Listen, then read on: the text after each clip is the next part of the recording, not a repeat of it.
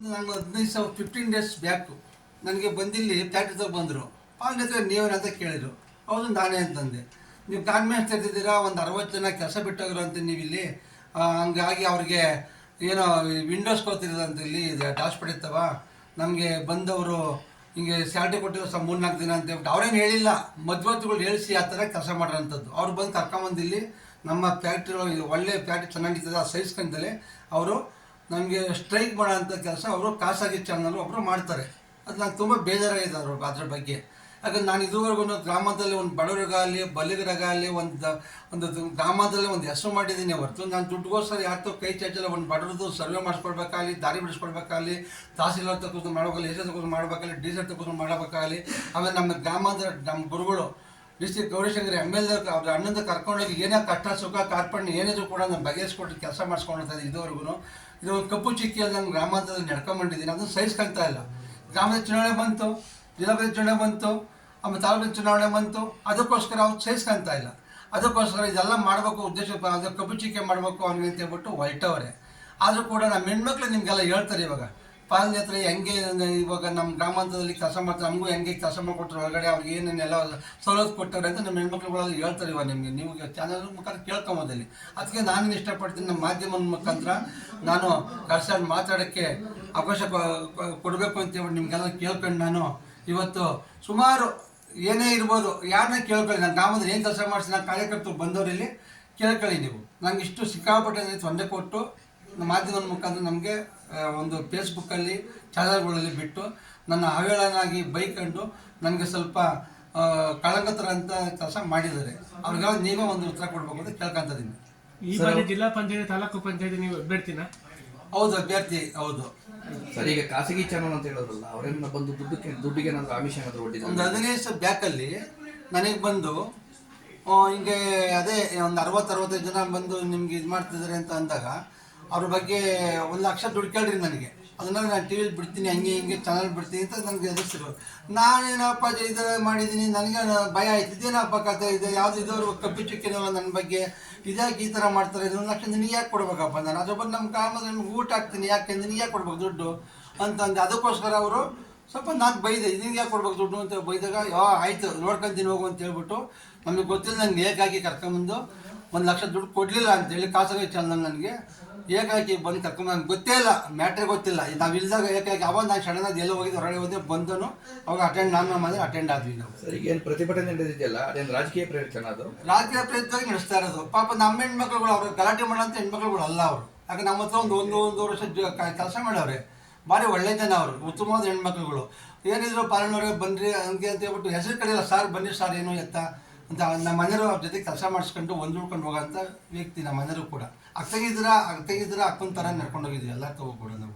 ಆ ಥರ ಅವನ್ನೇ ಕೇಳ್ಕೊಂಬಂದು ನೀವು. ಅಲ್ಲ, ಆ ಹೇಳಿಕೆಯಲ್ಲಿ ನಿಮ್ಮ ಮನೆಯವರೇ ಹೇಳ್ತಾರೆ 3 ತಿಂಗಳು ಕಾಲಾವಕಾಶ ಕೊಡಿ, ನಾನು ಅಮೌಂಟ್ ಕೊಡ್ತೀನಿ ಅಂತ ಹೇಳ್ತಾರೆ.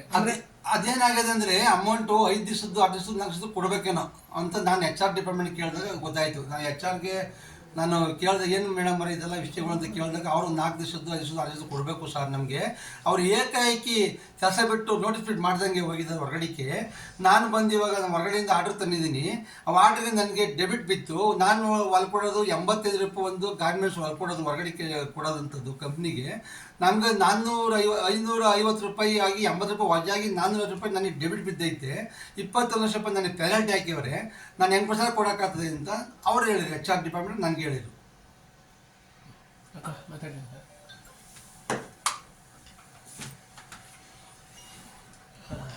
ವಿಚಾರ ಚರ್ಚೆ ಮಾಡ್ಬೋದ? ಯಾವ ವಿಚಾರ ಬೇಕಾದ್ರೂ ಚರ್ಚೆ ಹೇಳ. ಎಲ್ರಿಗೂ ನಮಸ್ಕಾರ. ನಾನು ಇವತ್ತಿನ ದಿವಸ ಒಂದು ಯಾವುದಿದು ಪ್ರಜಾಶಕ್ತಿನ ಮಾಧ್ಯಮದ ಮೂಲಕ ಸ್ಪಷ್ಟೀಕರಣ ಕೊಡೋದು ಏನಂತ ಅಂದರೆ, ನಾನು ಹೌಸ್ ವೈಫ್, ಮನೆಯೊಳಗಿರುವಂಥ ಗೃಹಿಣಿ. ನಾನು ಏನೋ ಒಂದು ಇಂಡಸ್ಟ್ರಿ ಮಾಡಬೇಕು ಅಂತ ಒಂದು ಆಸೆ ಪಟ್ಟೆ. ಏನೋ ಒಂದು 10 ಜನಕ್ಕೆ ಹೆಣ್ಮಕ್ಳಿಗೆ ಕೆಲಸ ಮಾಡಬೇಕು, ಏನಾದರೂ ಮಾಡೋಣ ರೀ ಅಂತ ಅಂದ್ಬಿಟ್ಟು ನಮ್ಮ ಯಜಮಾನ್ರ ಹತ್ರ ಒಂದು ಆಸೆ ಪಟ್ಟಿದ್ದಕ್ಕೋಸ್ಕರ ಅವರು ನನಗೆ ಒಂದು ಗಾರ್ಮೆಂಟ್ಸ್ ಮಾಡಮ್ಮ, ನಿಮ್ಮ ಹೆಣ್ಮಕ್ಳಿಗೆ ಲಾಯಕ್ಕಾಗಿರುತ್ತದು ಮಾಡಿ ಅಂತ ಅಂದ್ಬಿಟ್ಟು 24 ಲಕ್ಷ ರೂಪಾಯಿ 24 ಕೋಟಿ ರೂಪಾಯಿ ಇನ್ವೆಸ್ಟ್ಮೆಂಟ್ ಮಾಡಿ ಸಾಲ ಮಾಡಿ ಮತ್ತು ಬ್ಯಾಂಕಿಂದ ಲೋನ್ ತೊಗೊಂಡು ನನಗೋಸ್ಕರ ಅಂತ ಒಂದು ಇಂಡಸ್ಟ್ರಿ ಮಾಡ್ಕೊಂಡ್ಬಿಟ್ರು. ನಮಗಿದ್ದೇನಂತಂದರೆ ನಾನು ಹೊರಗಡೆ ಆಚೆ ಈಚೆ ಓಡಾಡುವಾಗಲೆಲ್ಲ ನೋಡ್ತಾ ಇದ್ದಿದ್ದು ಹೆಣ್ಮಕ್ಳು ಹೊರಗಡೆ ದೂರ ಕೆಲಸಕ್ಕೆ ಹೋಗ್ತಾ ಇದ್ದಿದ್ದನ್ನು ನಾನು ನೋಡ್ತಾ ಇದ್ದೆ. ಹಂಗಾಗಿ ನಮ್ಮ ತುಮಕೂರು ಗ್ರಾಮಾಂತರದಲ್ಲೇ ನಮ್ಮ ಭಾಗದಲ್ಲೇ ಒಂದು ಹೆಣ್ಮಕ್ಳಿಗೆ ಒಂದು ಉದ್ಯೋಗ ಸೃಷ್ಟಿ ಆದರೆ ಚೆನ್ನಾಗಿರುತ್ತೆ ಅನ್ನೋ ಒಂದು ಉದ್ದೇಶದಿಂದ ಗಾರ್ಮೆಂಟ್ಸ್ ಮಾಡಬೇಕು ಅಂತ ಒಂದು ಆಸೆ ಪಟ್ಟೆ. ನಾನು ಒಂದು ಇಂಡಸ್ಟ್ರಿನ ನಮ್ಮ ಯಜಮಾನರು ನನಗೋಸ್ಕರ ನಮ್ಮ ಸೊಸೆ ಹೆಸರಲ್ಲಿ ಮಾಡ್ಕೊಂಡು ಕೊಟ್ಟರು. ನಾನು ಅದನ್ನು ಉಸ್ತುವಾರಿನ ನೋಡ್ಕೊತಾ ಇದ್ದೆ. ಹೀಗಾಗಿ ನಮ್ಗೆ ಅದ್ರ ಬಗ್ಗೆ ಅನುಭವ ಇಲ್ಲ, ಏನೂ ಇಲ್ಲ.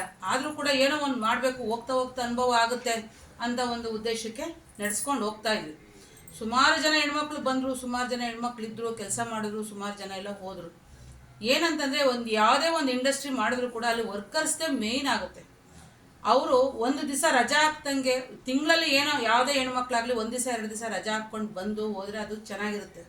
ನಮ್ಮಲ್ಲಿ ಬರ್ತಾ ಇದ್ದ ಹೆಣ್ಮಕ್ಳೆಲ್ಲನೂ ಸುಮಾರು ದಿವಸ ರಜಾ ಆಗ್ತಾಯಿದ್ರು, ಸುಮಾರು ರಜಾಗಳು ಆಗ್ತಾಯಿದ್ರು. ಆದರೂ ಕೂಡ ನಾವು ಅದಕ್ಕೆ ಇದು ಮಾಡ್ತಿರ್ಲಿಲ್ಲ. ಏನೋ ಹೆಣ್ಮಕ್ಳು ಅಂದಮೇಲೆ ಒಂದು ಸಮಸ್ಯೆ ಇರುತ್ತೆ, ಮಾಡೋದೇ ಅವ್ರಿಗೋಸ್ಕರ ಅಂದಮೇಲೆ ಇನ್ನೇನು ಬಿಡು ಅಂತ ನಾವು ಸಹಿಸ್ಕೊಂಡು ಸುಧಾರಿಸ್ಕೊಂಡು ಹೋಗ್ತಾನೆ ಇದ್ವಿ. ನಮಗೆ ವರ್ಕರ್ಸ್ಗೆ ಸ್ಯಾಲ್ರಿ ಎಷ್ಟು ಹಾಕ್ಬೇಕಂತ ಗೊತ್ತಿಲ್ಲ, ಯಾವುದೊಂದು ಅದ್ರ ಬಗ್ಗೆ ಏನೊಂದು ಗೊತ್ತಿಲ್ಲ. ನಮ್ಗೆ ಇಂಡಸ್ಟ್ರಿ ಗೊತ್ತಿಲ್ಲ ಅನ್ನೋ ಕಾರಣಕ್ಕೋಸ್ಕರನೇ ನಮಗೆ ಬಂದಂಥವರೆಲ್ಲ ಸುಮಾರು ನಮಗೆ ಮೋಸ ಮಾಡಿ ಹೊರಟೋಗ್ಬಿಟ್ರು. ಲಕ್ಷಾಂತರ ರೂಪಾಯಿ, ಕೋಟ್ಯಾಂತರ ರೂಪಾಯಿ ಮೋಸ ಮಾಡಿ ಹೊರಟೋಗ್ಬಿಟ್ರು. ಆದರೂ ನಮ್ಮ ಮನೆಯವರು ಎದೆಗುಂದಲಿಲ್ಲ. ಇಲ್ಲ ಬಿಡು, ನಾನು ಆಗು ಹೇಳ್ದೆ, ಯಾಕೋ ನಮಗೆ ಅಡ್ಜಸ್ಟ್ ಆಗ್ತಾಯಿಲ್ಲ, ಬಿಡಿ ಬಾಕ್ಲಾಕ್ಬಿಡೋಣ ಅಂತ. ಬೇಡ ತೆಗ್ದಿದ್ದೀವಿ. ನಮ್ಮನ್ನು ನಂಬ್ಕೊಂಡು ಬಿಟ್ಟೋಗಿರೋರು ಎಷ್ಟೇ ಇದ್ರು ನಮ್ಮನ್ನು ನಂಬ್ಕೊಂಡು ಬಂದಿರೋರಿಗೋಸ್ಕರನಾದ್ರೂ ನಾವು ನಡೆಸಬೇಕು ಅಂತ ಅಂದ್ಬಿಟ್ಟು ಅವರು ತಾಳ್ಮೆಯಿಂದ ಅದನ್ನು ಇಂಡಸ್ಟ್ರಿಯನ್ನು ನಡೆಸ್ಕೊಂಡು ಹೋಗೋಣ ಅಂತ ಮಾಡಿದ್ರು. ಇನ್ನೊಂದು ಏನಂತಂದರೆ ಅವರು ನಮ್ಮದು ಇಂಟೀರಿಯರ್ ಆಗಿರೋ ದೆಸೆಯಿಂದ ನಮಗೆ ವರ್ಕರ್ಸ್ಗಳಿಗೆಲ್ಲ ಬರೋಕ್ಕೆ ಹೋಗೋಕ್ಕೆ ತೊಂದರೆ ಆಗೋದ ಕಾರಣಕ್ಕೋಸ್ಕರ ಬಸ್ಸನ್ನು ಪ್ರೊವೈಡ್ ಮಾಡಿದ್ರು. 3-4 ಕಿಲೋಮೀಟ್ರ್ ಮೇಯ್ನ್ ರೋಡ್ಗೆ ಬಸ್ ಹೋಗಿ 3-4 ಕಿಲೋಮೀಟ್ರ್ ಒಳಗಡೆಯಿಂದ ಬರೋವಂಥ ಹೆಣ್ಮಕ್ಳಿಗೂ ಕೂಡ ಆಟೋ ವ್ಯವಸ್ಥೆ, ಕಂಪ್ನಿ ಕಡೆಯಿಂದನೇ ಆಟೋ ವ್ಯವಸ್ಥೆ ಮಾಡಿ ಬಸ್ಸಿಗೆ ಬಿಡಿಸಿದ್ದೀವಿ. ಆ ಒಂದು ಕನ್ವೆಂಟು ಕೂಡ ಕೊಟ್ವಿ ನಾವು. ಆದರೆ 1 ರೂಪಾಯಿನೂ ನಾವು ವೆಹಿಕಲ್ ಚಾರ್ಜ್ ಹಿಡಿಲಿಲ್ಲ. ನಮ್ಮನೆಯವರು ಸಿದ್ಧಗಂಗೆ ಮಠದಲ್ಲಿ ಓದಂಥವ್ರು, ಸ್ವಾಮಿಗಳ ಇದರಿಂದ ಆಶೀರ್ವಾದದಿಂದ ಪ್ರೇರಿತರಾದಂಥವ್ರು.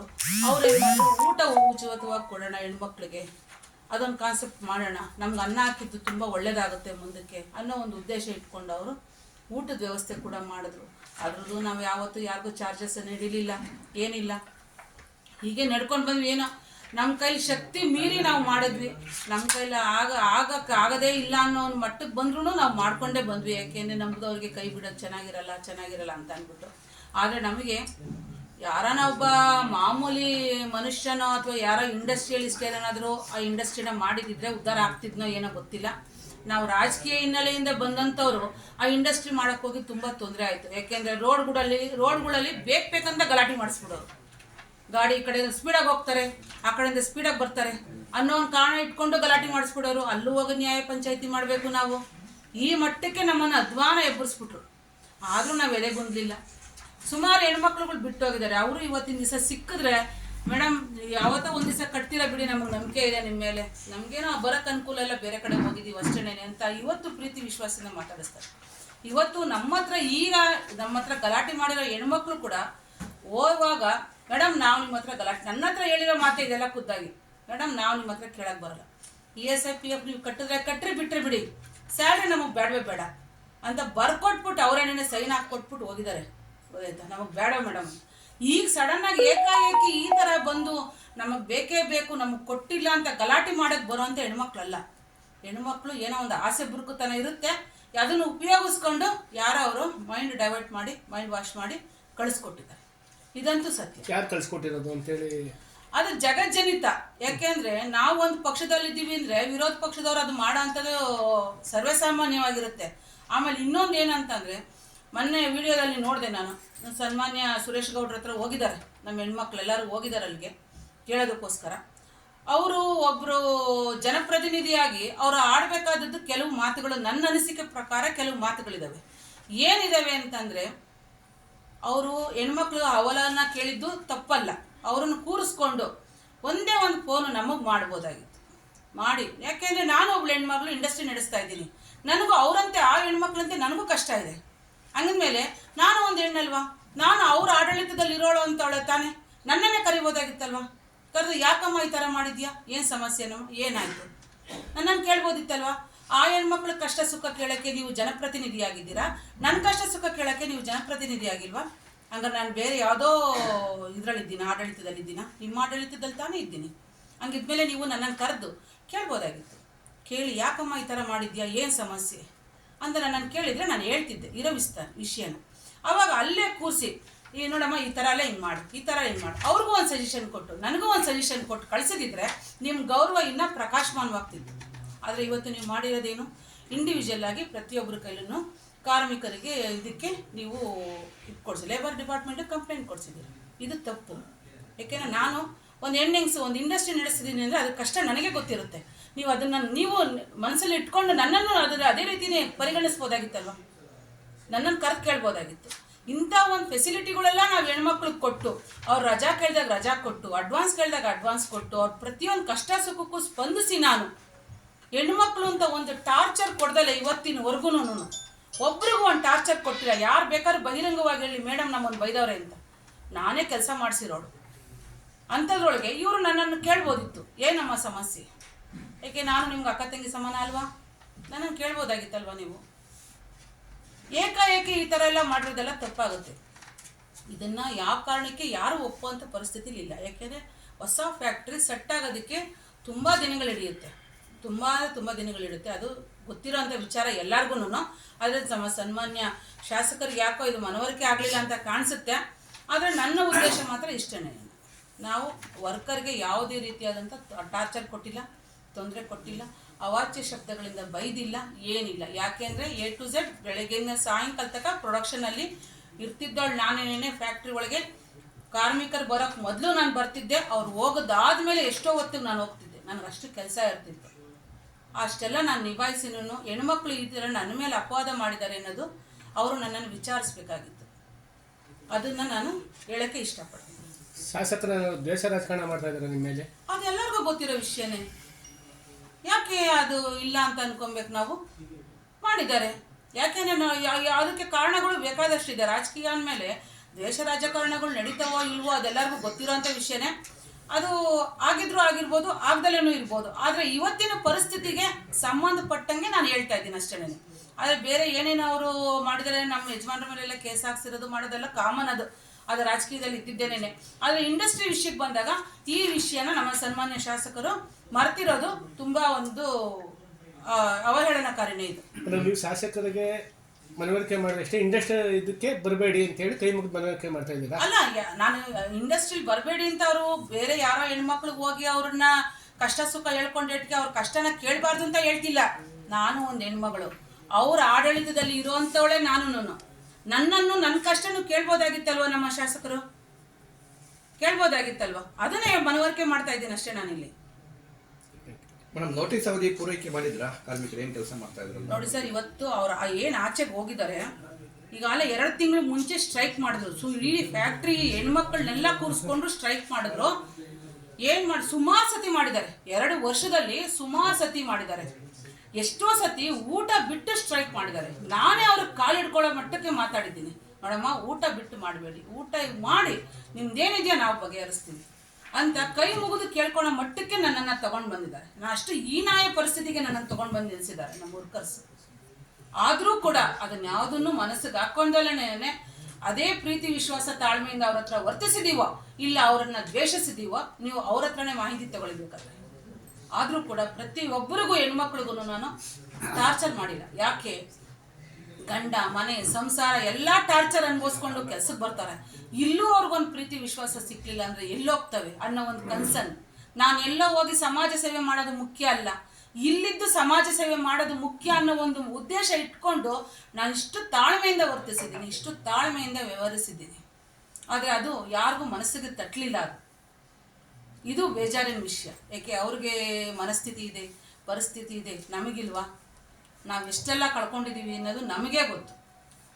ಒಟ್ಟಾರೆ ನಿಮ್ಮ ಏಳಿಗೆ ಸಹಿಸೋಕ್ಕಾಗ್ತಿಲ್ಲ 100%. ಯಾಕೆಂದರೆ ನಮ್ಮ ಗ್ರಾಮಾಂತರದಲ್ಲಿ ನಾವು ಇಲ್ಲಿಗೆ ಬಂದಾಗಿಂದನೂ ನಾವು ತುಮಕೂರು ಗ್ರಾಮಾಂತರಕ್ಕೆ ಬಂದು ಆಲೆ 20 ವರ್ಷ ಆಗ್ತಾ ಬಂತು. ಅಲ್ಲಿಂದ ಇಲ್ಲಿನ ತನಕ ನಮ್ಮ ಮನೆಯವ್ರ ಮೇಲೆ ಒಂದು ಕಪ್ಪು ಚುಕ್ಕೆ ಇಲ್ಲ. ಆ ರೀತಿಯಂಥ ನಿಷ್ಪಕ್ಷಪಾತದಿಂದ ಅವರು ರಾಜಕೀಯ ಕೆಲಸ ಮಾಡ್ಕೊಂಡು ಬಂದಂಥವ್ರು ಅವರು ವ್ಯಕ್ತಿಯವರು. ಅದನ್ನು ಸಹಿಸಲಾರ್ದಲೆ ಈ ರೀತಿ ಇಂಡಸ್ಟ್ರಿಗೆ ಮೋಸ ಮಾಡೋದು ತಪ್ಪು. ಯಾಕೆಂದರೆ ಇದು ನೋಡಿ, ಇದೊಂದೇ ಕಾರಣ ಆಗಿದ್ರೆ ನಾನು ಅದನ್ನು ಅವರು ಕಾಣದ ಕೈಗಳು ಕೆಲಸ ಮಾಡ್ತವೆ ಅಂತ ಹೇಳ್ತಿರ್ಲಿಲ್ಲ. ರೋಡ್ಗಳಲ್ಲಿ ಬಂದ್ರೂ ಗಲಾಟೆ ಮಾಡಿಸ್ತಾಯಿದ್ರು, ಸರ್ಕಲ್ಗಳಲ್ಲಿ ಗಲಾಟೆ ಮಾಡಿಸ್ತಾಯಿದ್ರು, ಇಂಥವೆಲ್ಲ ನಡೀತಿತ್ತು. ಅದನ್ನೆಲ್ಲ ಉದ್ದೇಶಿಸಿನೇ ಈ ಮಾತನ್ನ ಇವತ್ತು ಹೇಳ್ತಾ ಇದ್ದೀನಿ ನಾನು ಅಷ್ಟೇ. ಶಾಸಕರಿಗೆ ಯಾಕೆ ನಿಮ್ಮ ಮೇಲೆ ಕೋಪ ಇಷ್ಟೊಂದು? ಯಾಕೆ ಅಂತಂದರೆ ಅದು ಆಲೇ ಒಂದ್ಸತಿ ಫೇಸ್ಬುಕ್ಕಲ್ಲೆಲ್ಲ ಲೈವ್ ಬಂದಿದೆಯಲ್ಲ, ವಿಡಿಯೋ ಬಂದಿದೆಯಲ್ಲ, ನಮ್ಮ ಮೇಲೆ ಏನಕ್ಕೆ ಅವ್ರಿಗೆ ಅಷ್ಟು ಕೋಪ ಇದೆ ಅಂತ ಅಂದ್ಬಿಟ್ಟು. ಯಾಕೆ ಅಂತಂದರೆ ನಮ್ಮ ಬೈರಸಂದ್ರದಲ್ಲಿ ಅವರು ಕೆಲಸ ಮಾಡಿರೋವಂಥದ್ದು ಏನೂ ಇರಲಿಲ್ಲ, ಯಾವುದೋ ಅವರು ನಮ್ಮ ಕೆಲಸ ಮಾಡಿಕೊಟ್ಟಿರಲಿಲ್ಲ. ಬಂದು ಏಕಾಏಕಿ ಚುನಾವಣೆಯಲ್ಲಿ 12 ಗಂಟೆ ರಾತ್ರಿ 10 ಗಂಟೆ ಮೇಲೆ 11 ಗಂಟೆ ಆಗಿದೆ, 11 ಗಂಟೆಲಿ ಬಂದು ಭಾಷಣ ಮಾಡ್ತಾಯಿದ್ರು. 11 ಗಂಟೆ ಮೇಲೆ ಭಾಷಣ ಮಾಡೋದು ವಿರೋಧ, ಆಗ ಅದಲ್ದಲ್ಲ ನಮ್ಮ ಬೈರಸಂದ್ರಕ್ಕೆ ಏನು ಕೆಲಸ ಮಾಡಿಲ್ಲ ಅನ್ನೋದೊಂದು ವಿರೋಧ. ಇವೆರಡನ್ನು ನಾನು ನಮ್ಮ ಮನೆಯವ್ರು ಹೋಗಿ ಪ್ರಶ್ನೆ ಮಾಡಿದ್ವಿ. ಹಂಗಾಗಿ ಸ್ವಲ್ಪ ನಮಗೆ ಅವ್ರಿಗೆ ಕ್ಲಾಶ್ ಆಗಿತ್ತು. ಅದನ್ನು ಅವ್ರ ಮನಸ್ಸಲ್ಲಿ ಇಟ್ಕೊಂಡಿದ್ದಾರೆ ಏನೋ ಗೊತ್ತಿಲ್ಲ, ಆದರೆ ನಾವಂತೂ ಇವತ್ತಿನವ್ರಿಗೂ ಹೇಳ್ತೀವಿ, ಅವ್ರ ಮೇಲೆ ನಮ್ಗೆ ಯಾವುದೂ ಬೇಜಾರಿಲ್ಲ. ಯಾಕೆ ಅಂತಂದರೆ ಒಳ್ಳೆ ಕೆಲಸವನ್ನು ಮಾಡಿದ್ರೆ ಯಾರಿಗೆ ಬೇಕಾದ್ರೂ ಅಪ್ರಿಷಿಯೇಟ್ ಮಾಡ್ಬೋದು. ಅದು ನಮ್ಮ MLA ನಮಗೆ ಕಲಿಸ್ಕೊಟ್ಟಂಥ ಒಂದು ಇದು. ಏಕೆಂದರೆ ನಮ್ಮ ಶಂಕರಣ್ಣವ್ರು ನಮ್ಗೆ ಹೇಳ್ಕೊಡ್ತಿದ್ದು ಒಂದೇ ಮಾತು ಏನಂದರೆ, ನಾನು ಗ್ರಾಮ ಪಂಚಾಯತಿ ಸದಸ್ಯ ಆದಾಗ ನನಗೆ ಹೇಳಿದ್ದು ಒಂದೇ ಮಾತು, ನೋಡಮ್ಮ ನೀನು ಇವತ್ತು ಜನಗಳ ಆರಿಸಿ ಬಂದಿದ್ಯಾ, ಏನು ಮಾಡ್ತೀಯೋ ಏನು ಬಿಡ್ತೀಯೋ ನಿನಗೆ ಸೇರಿದ್ದು. ಆದರೆ ಕಾಂಗ್ರೆಸ್ಸನ್ನು ಬರಲಿ, BJPನ ಬರಲಿ, JDS ಅವರನ್ನ ಬರಲಿ, ಯಾರನ್ನ ಬರಲಿ, ನಿನ್ನ ಕೈಲಾಗಿ ಸಹಾಯ ಮಾಡೋದನ್ನು ಕಲಿ ನೀನು ಅಂತಲೇ ನಮ್ಗಳಿಗೆ ಹೇಳ್ಕೊಟ್ಟಿದ್ದವರು. ಅದು ನಮ್ಮಲ್ಲಿ ಇವತ್ತೂ ಇದೆ. ಅದು ನಮಗೆ ಅಂಥ ಒಂದು ಇದಿಲ್ಲ. ಸುರೇಶ್ ಗೌಡ್ರಿಗೂ ಅಷ್ಟೇ, ನಾನು ಎಷ್ಟೋ ಸತಿ ಅವ್ರ ಬಗ್ಗೆ ಮಾತಾಡ್ಕೊಂಡು ಹೇಳಿ ಸುಮಾರು ಜನతో ಮಾತಾಡಿದ್ದೀನಿ. ಏನಂತ ಪಾಪ ಅವ್ರು 2 ಸತಿ ಅಧಿಕಾರಕ್ಕೆ ಬಂದಾಗ್ಲೂ ಕಾಂಗ್ರೆಸ್ ಸರ್ಕಾರನೇ ಇತ್ತು, ಅವ್ರಿಗೆ 1 ರೂಪಾಯಿ ಸಬ್ಸಿಡಿ ಇದನ್ನು ಸಿಕ್ಕಲಿಲ್ಲ, ಕೆಲಸ ಸಿಕ್ಕಲಿಲ್ಲ, ಅವ್ರ ಜನಕ್ಕೆ ಇನ್ನೇನು ಕೆಲಸ ಮಾಡೋಕ್ಕಾಗುತ್ತೆ ಪಾಪ ಅಂತ ಈ ಥರ ಒಂದು ಕನ್ಸರ್ನ್ ನಮ್ಮ ಹತ್ರ ಇದೆ. ಅವ್ರ ಕೆಲಸ ಅವರು ವರ್ಸ್ಟ್, ಅವ್ರು ಯಾವುದಕ್ಕೂ ಲಾಯಕ್ಕಿಲ್ಲ ಆ ಥರ ಇದೆ. ಆ ಥರ ಯಾವುದೂ ನಮ್ಮಲ್ಲಿಲ್ಲ. ಒಳ್ಳೆ ಕೆಲಸ ಮಾಡೋರು ಎಲ್ಲಿಂದ ಎಲ್ಗೋದ್ರೂ ಸಲ್ತಾರೆ, ಒಳ್ಳೇದಾಗುತ್ತೆ, ಅವ್ರ ಬಗ್ಗೆ ಒಳ್ಳೇದೇ ಮಾತಾಡಬೇಕು ಅನ್ನೋದು ನಮಗೆ ನಮ್ಮ MLA ಅವ್ರು ಕಲಿಸ್ಕೊಟ್ಟಂಥ ಮಾತುಗಳು. ನಿಮ್ಮ ಹೆಸರು? ನನ್ನ ಹೆಸರು S ವಿಜಯಕುಮಾರಿ ಅಂತ.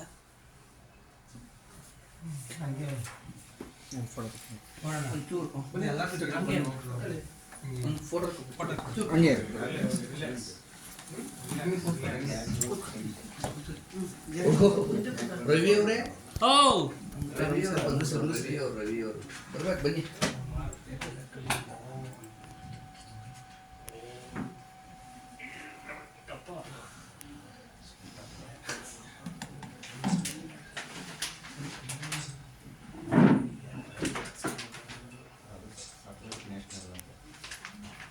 ನಿಮಗೆ ಹೋಗೋಣ ಅದೊಂದು ಮತ್ತೆ